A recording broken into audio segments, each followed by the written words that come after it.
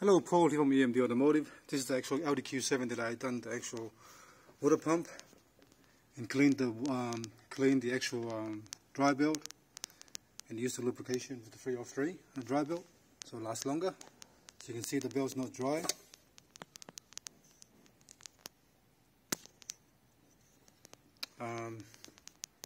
Took it to the actual wash bay at the car wash, clean all the actual coolant leaks staying here in the coolant from before, and some of the oil leak staying. This is the actual brand. This is the actual repaired hose, power steering hose. This one here.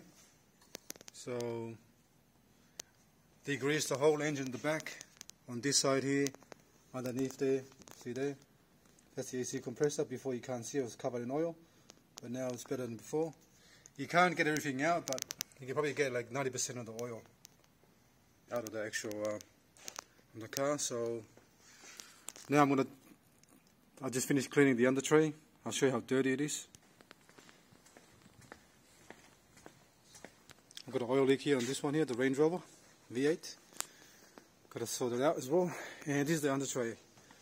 See how clean? Try to clean it. You can't get everything out, but it's better than before. Look at the oil there. I would have wiped that out. Clean that as well later on. But now this is the actual under tray. So I'm going to fit the under tray now and then take it for a road test. Alright, I'm underneath the car now. See the top pipe? That's the pressure pipe. That's the one I took off.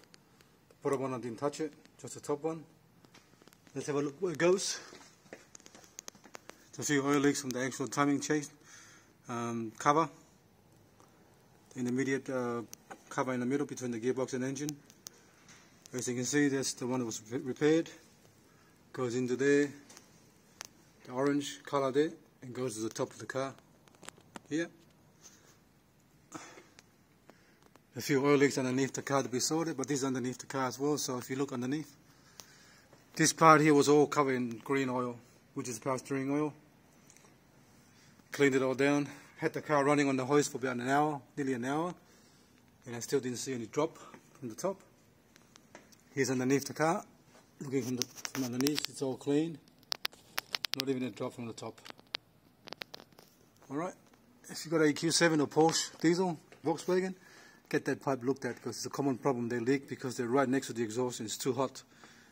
The rubber just disintegrates and that's pretty much start leaking. Alright, that's common on the actual, on this engine. They have the leak from the actual bottom here. It's not the rear main seal, it's the actual seal on the cover. Alright, a few little things, but that's all done. Brakes all done. You can see I marked it. That means I torqued it in yellow. It's all torqued up. This one and that one's torqued up. And the rear one as well. It's torqued up. So you can tell. See that one there? And that one there on top. Can't see it. Yellow marks on top there. And this side here. It's torqued up. And that one there. That's torqued up as well. Alright.